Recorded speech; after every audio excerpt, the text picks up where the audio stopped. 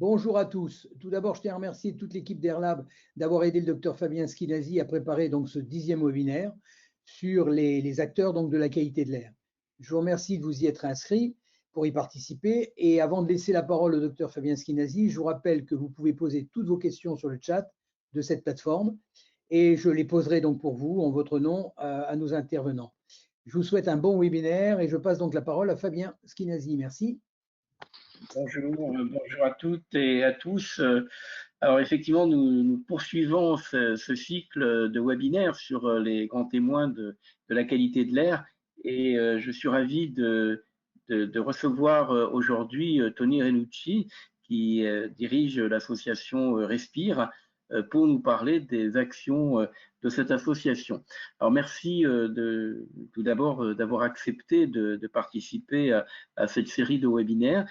Et Tony Renucci, je souhaiterais pour mieux vous connaître que vous puissiez vous présenter dans un premier temps et puis nous dire aussi ce qu'est l'association Respire, quelles sont ses missions, ses actions pour mieux connaître cette association qui a été créée il y a quelques années et qui s'intéresse évidemment, comme nous tous, à la qualité de l'air. Merci. Déjà, merci pour votre invitation. Je suis ravi d'être parmi vous. Donc, je suis Tony Renucci. Je suis effectivement le directeur de l'association Respire depuis novembre 2021. Donc, ça va faire déjà 1 an et demi. Respire, pour ceux qui ne connaissaient pas, c'est une association qui existe depuis 2011, qui a été fondée initialement par un groupe de citoyens, voilà, des amis qui faisaient du vélo ensemble, qui étaient cyclistes et qui se sont dit, tiens, il faudrait qu'on arrive à beaucoup plus sensibiliser sur ce sujet de la qualité de l'air qui n'est pas suffisamment connu. Et donc, ils se sont organisés, ils ont commencé par faire notamment des actions, un peu coup de poing en justice, des événements et notamment des sujets très médiatiques.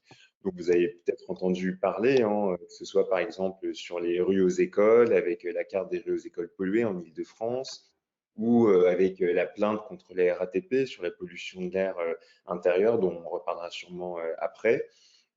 Et donc, tout ça a permis de faire connaître l'association, de sensibiliser aussi les Français, et puis notamment via les citoyens de pollution de l'air qui permettent aussi de rendre ça plus visible.